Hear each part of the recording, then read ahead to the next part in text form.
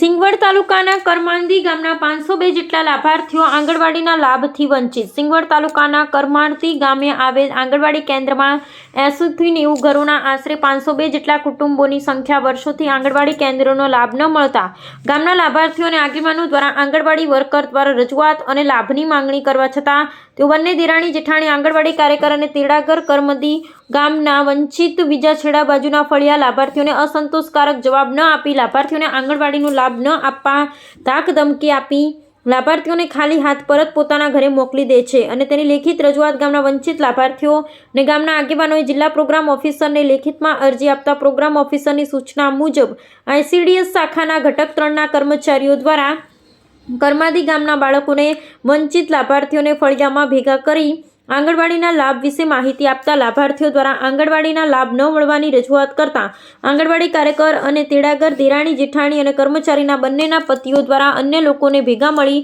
લાભાર્થીઓને ધાક ધમકી આપી છે તેમ ગામના જાગૃત યુવાન દ્વારા જણાવ્યું હતું। ઘટક 3ના સુપરવાઇઝરની નજર સમક્ષ હલ્લાબોલ કરવામાં આવતું હોય તો દાહોદ જિલ્લા પ્રોગ્રામ ઓફિસર દ્વારા આની તટસ્થ તપાસ કરવી જોઈએ તેમ જણાઈ રહ્યું છે।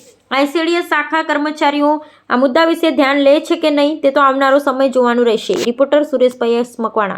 કેવું છે મારે કે તમે જિલ્લામાં અરજી કરી છે, તમે તાલુકા લેવલ કોઈ અરજી કરી છે?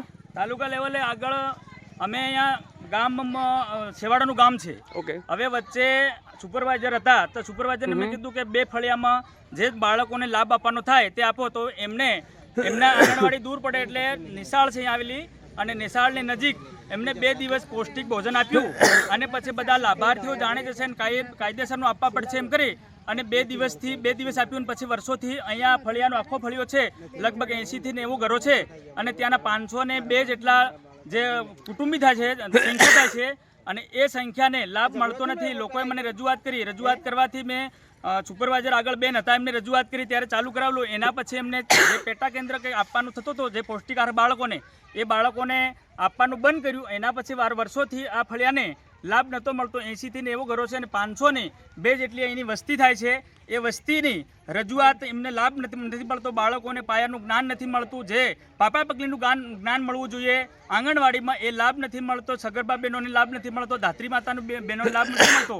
અને જ્યારે આંગણવાડી વર્કરના બેનને એ લોકો લાભ માટે કહેવા માટે જાય ત્યારે એમના ઘેરવાળા, એના ઘેરના દિયર છે, જેઠ છે વગેરે બધા આવી અને એમના પર હુમલો કરે છે, દબાણ કરે છે, ધાક ધમકી આપે છે। નહીં આપીએ તમે શું કરે, મારી સામે સરપંચ કે ગમે તે આવશે તો હું કરું એ ચાલશે એવું આંગણવાડી વર્કર બેન કહે છે અને તે આંગણવાડી બેન ધાક ધમકી આપી અને ગામના લાભાર્થીઓને ધાક ધમકી આપીને તેમના ઘેરથી બગાડી કાઢે છે અને જે કહેવામાં આવે છે સાચું છે। અને ગામના લાભાર્થી ત્યારે અરજીના અનુસંધાને ભેગા થયા ત્યારે એ લોકો ઉશ્કેરાઈ જઈ અને ગામના લોકોને સાથે અરજદારને વગેરે સુપરવાઇઝર બેનના હાજરીમાં એમને મારવાની કોશિશ કરી, એમને લાડ ઝપટો સાથે ખેંચાખેંચ કરી અને જે લાભાર્થી ભેગા થયેલા તે એમને વેર વિખેર કરી અને મા સમાનની ખોટી બીભત્સ ગાળો બોલી અને તમામ જે ભેળા થયેલા છે લાભાર્થી છે તો એમને વેર વિખેર કરી નાખ્યા છે। ચોક્કસ તમે તમારો આક્ષેપ એવો છે કે લાભાર્થીનો લાભ નથી મળતા, તો એવા કેટલા લાભાર્થી વંચિત છે કે જેમને લાભ નથી મળતો? 80થી 90 ઘરો છે અને 502 જેટલા લાભાર્થી છે। એ લાભાર્થી જ્યારે એમને વર્ષોથી લાભ મળતો નથી। ઓકે, તો આપનું નામ? મારું નામ છે અટીલા મહેન્દ્રભાઈ નારસિંહભાઈ, હું ગામનો જાગૃત નાગરિક છું, માજી સરપંચ પણ છું। Okay, thank you. આવ્યા છો તમે સુપરવાઇઝર છો, તમે શું કહેશો આ વિશે? હવે હું સુપરવાઇઝર તરીકે આવી છું પણ હવે હું તો એક બાજુ આક્ષેપ એવો છે લાભાર્થીનો કે લાભાર્થીનો લાભ નથી મળતો, એક બાજુ એવો આક્ષેપ છે કે કાર્યકર બેનનો કે હું લાભાર્થીને લાભ આપું છું, તમારું શું કહેવું છે? હવે જે બેન પાસે જે નોંધણી થયેલા છે એમને બેન લાભ આપે છે પણ જે એમની પાસે નોંધણી નથી કરેલી એ વંચિત છે। જે એમની જોડે નોંધણી કરાવીશું અને લાભ અપાવીશું। ઠીક છે, તમે ચકાસણી કરી છે બેન આ કેન્દ્રમાં? ચકાસણી તો એમના પોષણ ટ્રેકરમાં જે નોંધેલા છે જોયા છે, હવે બાકી છે, હવે આ લોકોને પૂછીએ તો ખબર પડે। મહેન્દ્રભાઈ આક્ષેપ કર્યો છે, અરજી કરી છે, તો તમારા સુધી અરજી પહોંચી છે કે આ ડાયરેક્ટ દાહોદ કરી છે? જિલ્લામાંથી છે। તાલુકામાં કરી છે અરજી? તાલુકામાં તમને તાલુકામાંથી કોઈ માહિતી મળી છે કે અરજી આવી છે એવું? ના, જિલ્લામાંથી મળી છે। ઓકે।